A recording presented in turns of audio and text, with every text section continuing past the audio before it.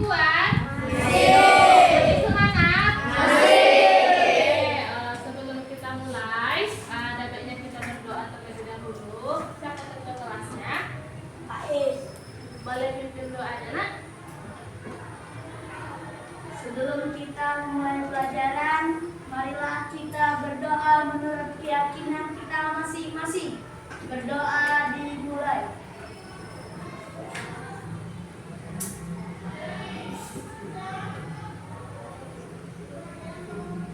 Doa selesai. Terima kasih kepada ketua kelas. Untuk kehadirannya hari ini hadir semua. Dan berapa orang yang nggak hadir? 2. Ada surat keterangannya? Apa keterangan? Ya. Jadi hari ini kita akan mengadakan yang namanya layanan bimbingan klasikal. Jadi dalam BK itu pernah dengar BK kan? Tahu BK apa? Tahu. Bimbingan dan konseling. Siapa di sini yang sering masuk ruang BK? Pernah masuk ruang BK? Oke. Jadi dalam bimbingan konseling itu ada beberapa layanan yang dapat diberikan kepada kalian. Nah, salah satunya itu yang kita laksanakan hari ini namanya bimbingan klasikal. Jadi yang menjadi topik atau tema layanan kita pada hari ini adalah Gen Z dan Gen Alpha serta media sosial. Kita fokusnya kepada antara dukungan dan tantangannya bagi kesehatan mental. Sebelum kita memulai layanan kita, pelajaran kita, materi kita isi briefing sebentar supaya mukanya makin semangat, gak tegang-tegang kali, yang lahan gak lemas. Bisa? Oke, boleh. Nama isi briefingnya itu buku angka. Jadi kalau misalnya ibu bilang angka 1, tepuknya 1 kali. Ibu bilang angka 2, tepuknya 2 kali. Tapi harus ada tanda tepuk. Kalau misalkan ibu cuma bilang 3, nggak ada tepuk. Paham? Misalnya tepuk 1, tepuk 2, 5, nggak ada karena nggak ada kata tepuk. Oke, paham? Bisa kita mulai? Oke, kita mulai ya. Tepuk 4, tepuk 6, 2. Wah, ada yang salah. Kita ulang sekali lagi. Tepuk 3, tepuk 5, tepuk 2, 7. Oh, enak, tidak paham semua. Sekarang untuk semua. Oke, jadi udah siap semuanya untuk memulai materi kita pada hari ini? Siap? Siap. Semua udah menjawab, semangat. Siap? Siap. Oke, karena kalian sudah siap, kita mulai materi kita pada hari ini ya. Jadi topik materinya itu Gen Z, Gen Alpha, dan media sosial, antara dukungan dan tantangan bagi kesehatan mental. Siapa di sini yang masuk Gen Z? Ada yang masuk Gen Z? Generasi Z. Tahu generasi Z? Tahu generasi Alpha? Jadi dalam siklus usia kita itu ada namanya generasi. Ada namanya mulai ada milenial. Pernah dengar generasi milenial? Nah, itu yang kelahiran di bawah tahun 2000. Ada generasi Z. Nah, ini termasuk generasi Z. Itu sampai tahun 2012.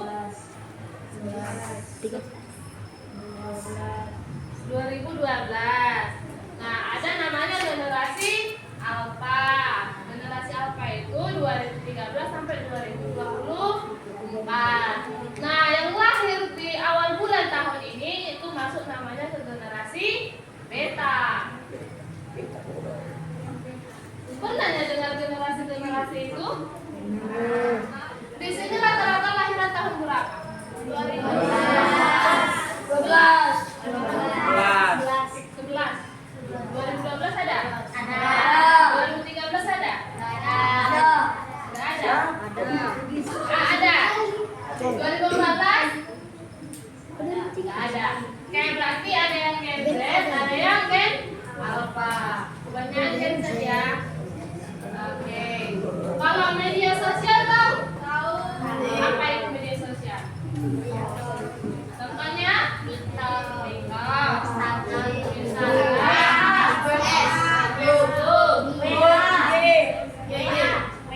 WA, BBM.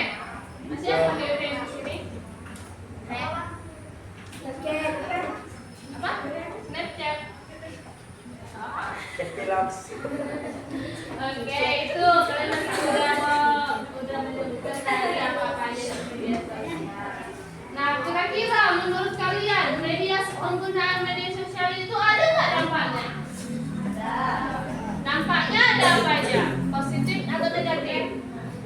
Positif. Lalu, ada dampak positif, ada dampak negatif. Nah, di sini ada nggak yang bisa menyebutkan kira-kira dampak positif dari penggunaan media sosial itu apa? Menambah ilmu pengetahuan, oke bagus. Lagi? Berbicara dengan teman, oke bagus. Atau bersosialisasi. Ada lagi? Bisa tahu berita dari dunia. Mengetahui informasi atau berita dari seluruh Dunia. Ya, ada lagi? Ada lagi? Nggak ada ya. Jadi dampak positif dari sosial media atau media sosial ada 3. Yang pertama, hubungan sosial, yaitu membantu kita untuk membangun suatu komunitas atau organisasi untuk menghindari kita dari yang namanya terisolasi dan meningkatkan harga diri. Tahu itu terisolasi apa? Terisolasi itu artinya seperti mengunci diri dari dunia luar. Jadi kita tidak bisa bersosialisasi.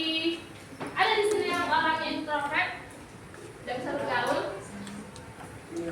selalu sendiri tiap hari, di mana-mana selalu sendiri.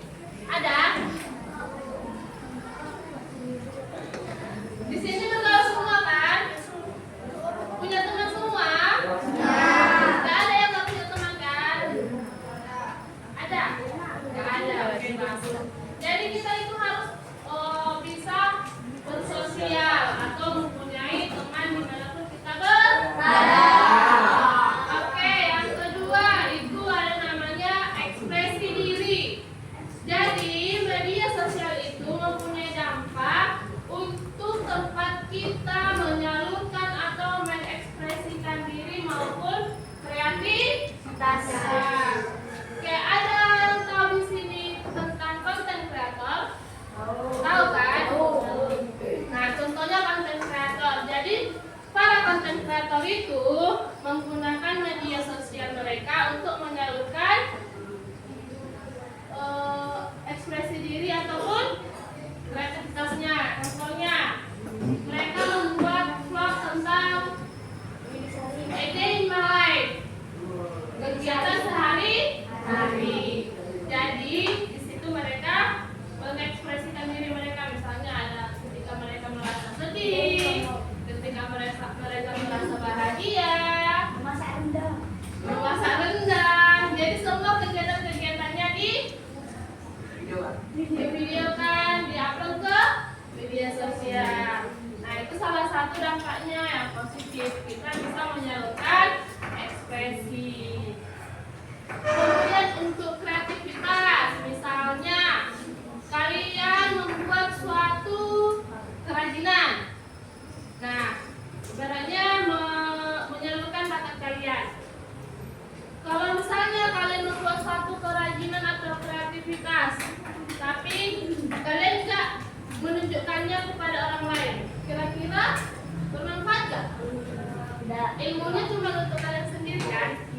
Ya. Nah, kalau kita menggunakan media sosial secara positif, secara baik-baik, itu kita bisa salurkan ke media sosial. Jadi kita bisa membantu orang lain untuk mengikuti kreativitas yang kita ciptakan. Oke, yang ketiga itu ada namanya akses informasi. Seperti tadi yang disebutkan oleh teman kalian. Media sosial itu mempunyai dampak atau berfungsi sebagai suatu tempat untuk mengakses informasi. Jadi kita bisa tahu informasi-informasi yang ada di sekitar kita maupun yang ada di luar lingkungan. Nah, itu dari luar negeri.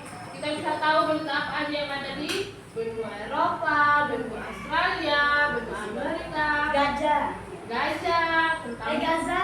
Gaza, tentang peperangan antara Palestina dan Israel. Nah, kita bisa tahu informasi itu dari mana?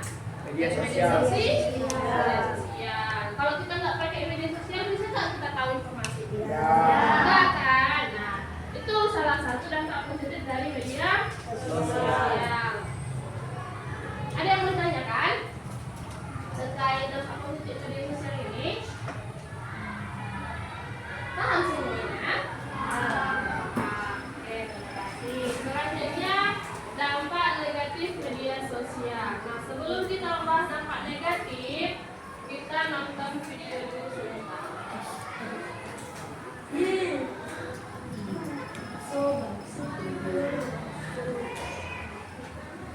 Nampak?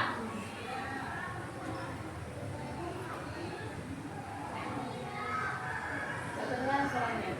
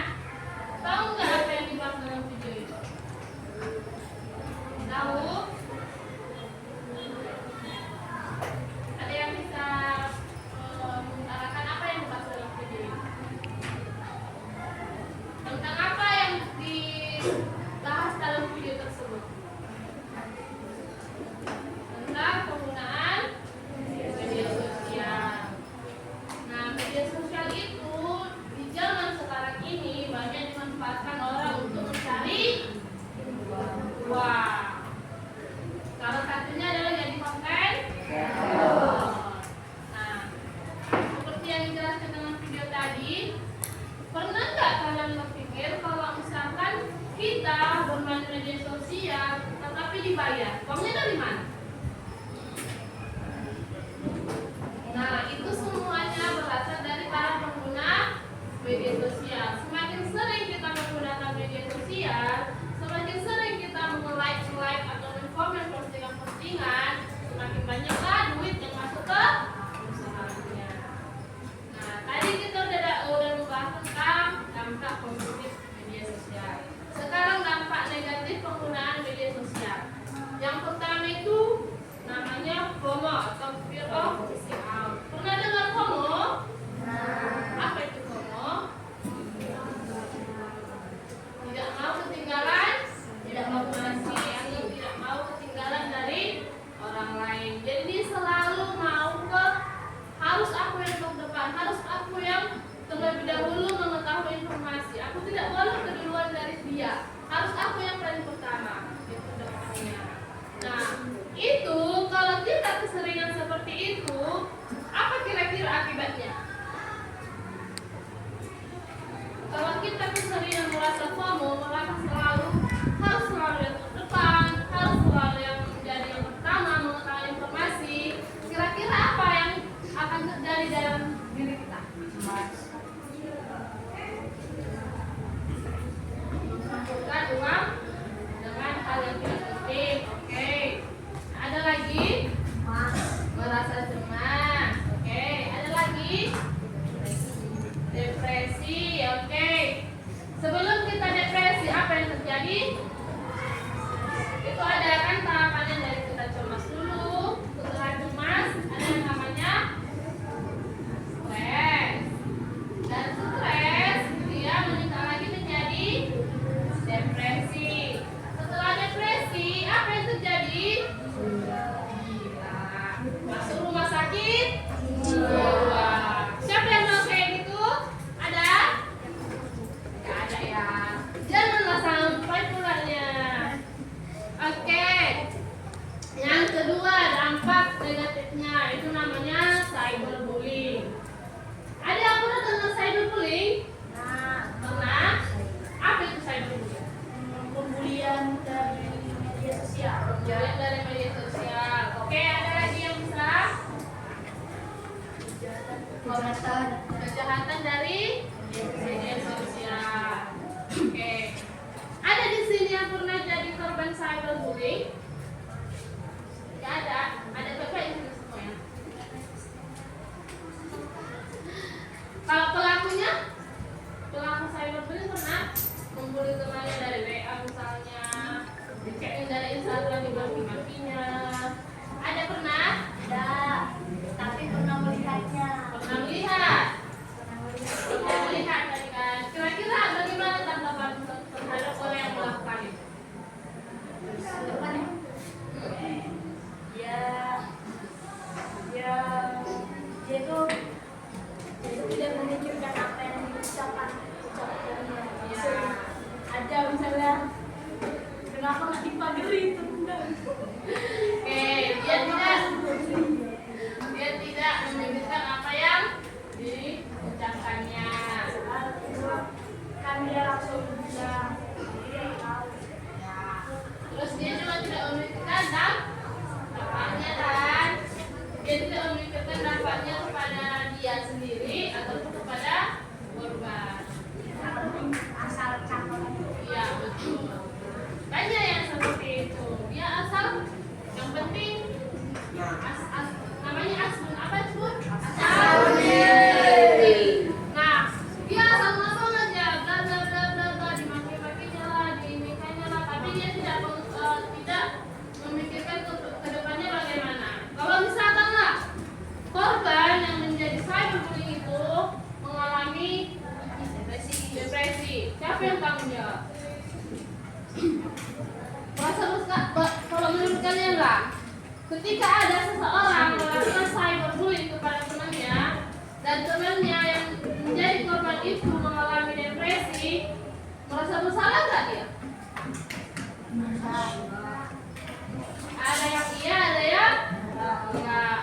Yang iya, dia masih punya hati, masih punya perasaan.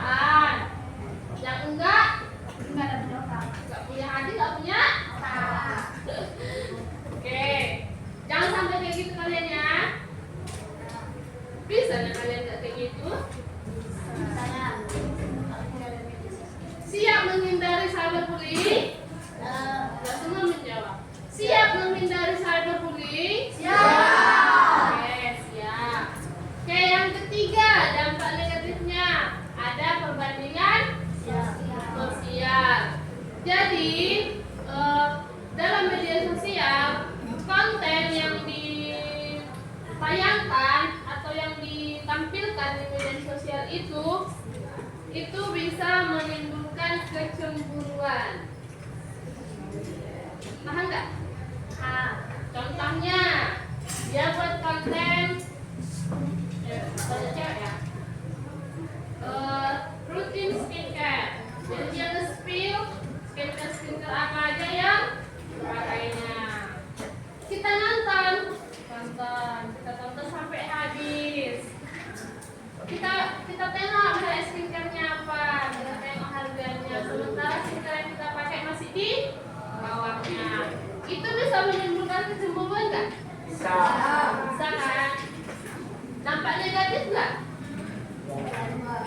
Kira-kira ketika dia merasa cemburu itu pengen memiliki kayak yang ditonton skincare kayak yang ditontonnya itu, apa yang bakal dilakukan?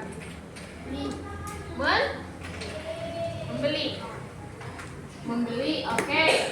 Kalau dia punya duit. Kalau dia nggak punya, Cyberbullying. kok cyberbullying? Promo. Oh, ya jadi penjualnya yang dibully gitu. Dia komplain sama penjualnya, minta diturunkan harganya. Gitu. Oke, ada lagi dampaknya. Dampaknya uang orang tua menipis. Ada di Ya, bisa. Dia meminta-minta terus sama orang tuanya. Ada lagi yang paling fatal biasanya mencuri dan menipu. Jadi ketika dia pengen membeli barang itu tapi nggak punya uang, yang sering muncul dalam pikirannya apa? Mencuri ataupun menipu, berbohong. Bagaimana biar dia dapat membeli skincare atau barang tersebut. Oke, nah di sini ada statistik. Tahu nggak cara membaca statistik? Nah, misalnya item 1, item 2, item 3, 4, 5 itu contoh-contoh media sosial, misalnya ini Facebook, TikTok, Instagram, Twitter, apa lagi? WhatsApp. Nah, inilah grafiknya. Dia penggunaannya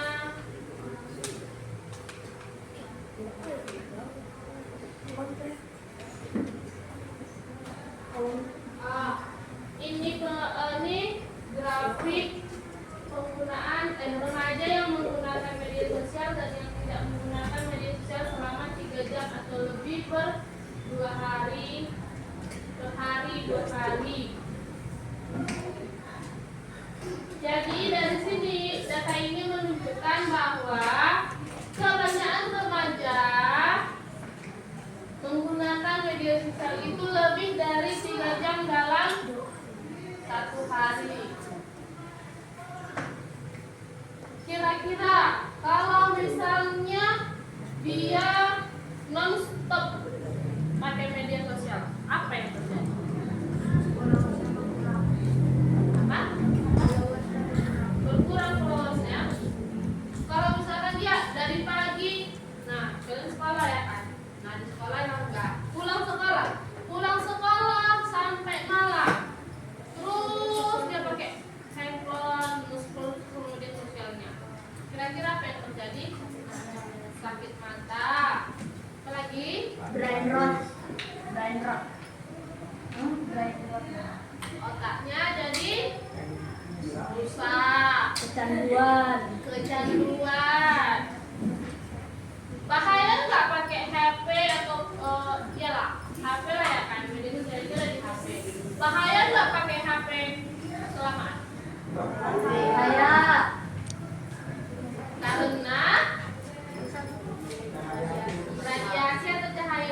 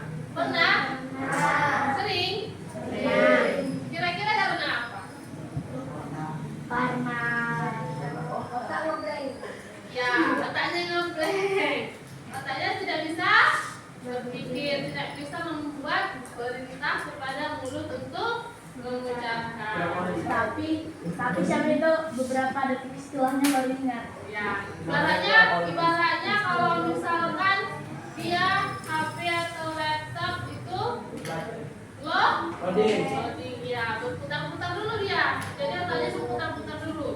Nah, 25 menit kemudian baru dia tahu apa yang mau dibilang. Udah lewat dulu kan? Udah basi istilahnya. Oke, selanjutnya. Tadi kita udah bahas kan media sosial, dampaknya. Kira-kira ada nggak yang bisa memberikan tips bagaimana menggunakan media sosial yang baik dan sehat? Kurangi pemakaian media sosial. Mengurangi pemakaian media sosial. Oke, bagus. Ada lagi? Selesai dulu. Kira-kira bagaimana cara menggunakan tips menggunakan media sosial secara baik dan sehat?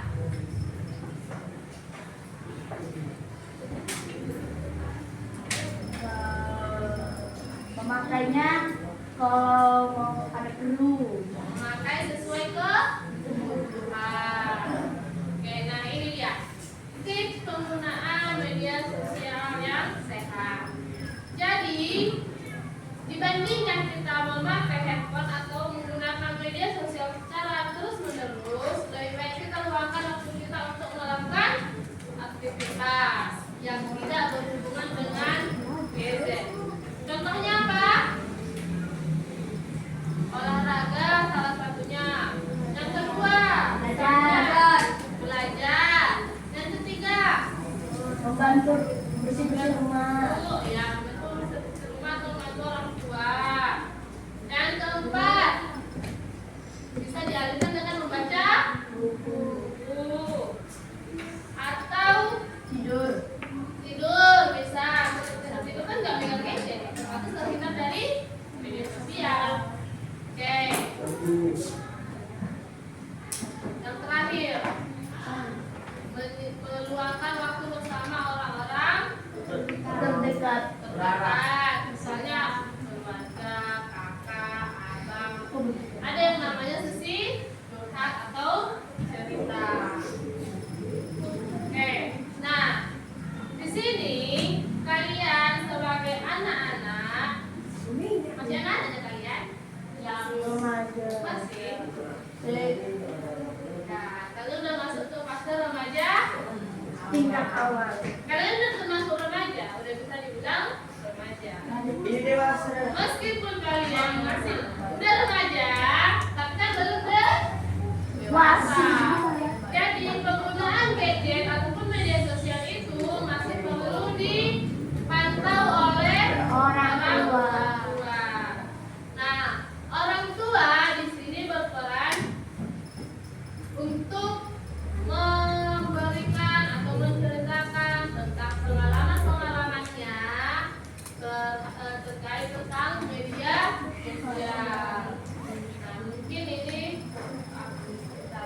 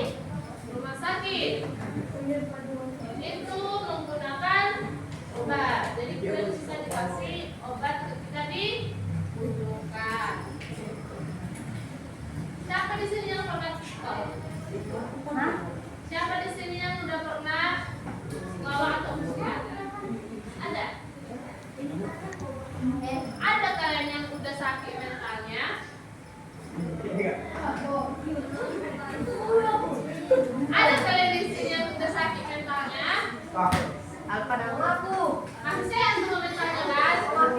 Alpan. Masih? Masih belum jawab. Berarti masih ada yang tanya. Saya langsung memintalnya.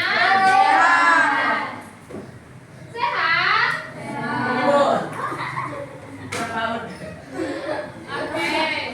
Sehat ya. Mudah-mudahan sampai tua nanti sehat selalu mentalnya.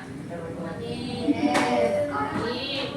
Jangan pula nanti ketika kalian masuk misalnya kelas 8 atau kelas 9, tiba-tiba kalian lah yang jadi pengganti yang berkeliaran di pinggir-pinggir jalan. Mau kalian seperti itu? Enggak kan? Karena kesehatan yang paling utama itu berasal dari kesehatan psikis atau mental. Jadi itu berasal dari dalam diri. Kalau misalnya psikis kita sehat atau mental kita sehat, otomatis fisik kita juga sehat, kuat. Oke. Nah, untuk kalimat atau kata-kata lah ya kan. Jadi himbauan, mari kita sama-sama menciptakan lingkungan digital yang positif dan suportif bagi Gen Z atau Gen Alpha. Nah, tadi kita udah banyak sekali membahas. Sebelum kita tutup, siapa di sini yang bisa menyimpulkan apa yang kita bahas tadi?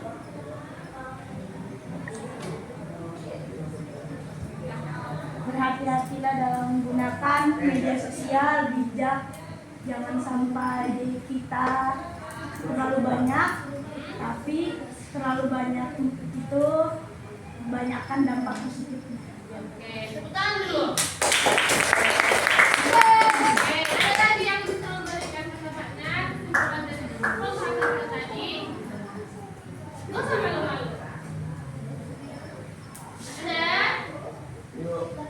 Ya?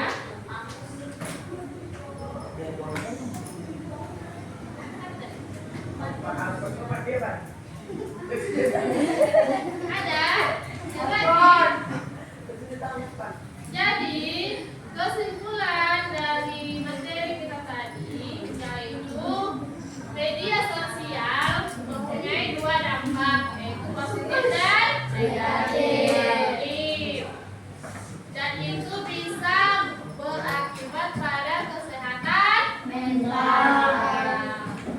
Jadi diperlukan kolaborasi antara si pelajar atau Gen Z dengan orang tua maupun guru ataupun ahli profesional jika sudah mengalami sakit mental untuk menciptakan lingkungan yang suportif dan sehat. Oke. Nah, kita tadi udah belajar, udah kita simpulkan juga. Sebelum kita tutup, kita tutup dengan atau ada pertanyaan? Ada yang mau tanyakan terkait materi kita? Paham semuanya? Enggak jawab. Paham semuanya?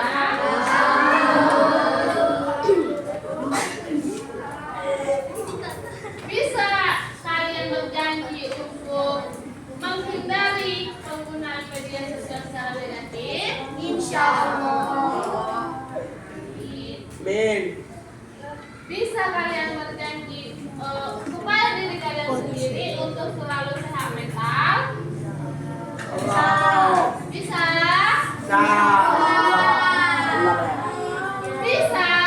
Bisa. Oke, bisa ya. Jadi kedepannya jagalah penggunaan media sosial, batasi supaya kita terhindar dari yang namanya sakit mental. Oke. Untuk selanjutnya kita ice breaking sebentar.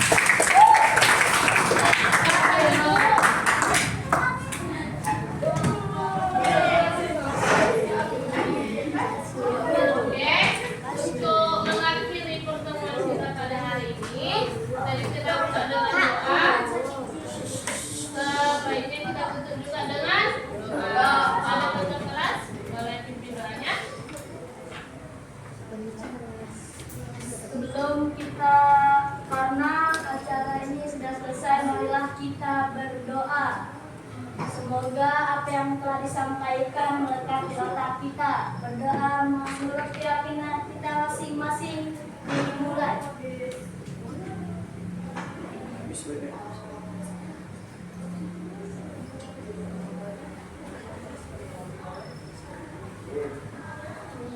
Berdoa selesai. Oke, terima kasih kepada siswa kelas dan terima kasih juga kepada kalian yang sudah berpartisipasi, yang sudah aktif dalam kegiatan kita atau dalam pembahasan belajar kita tadi.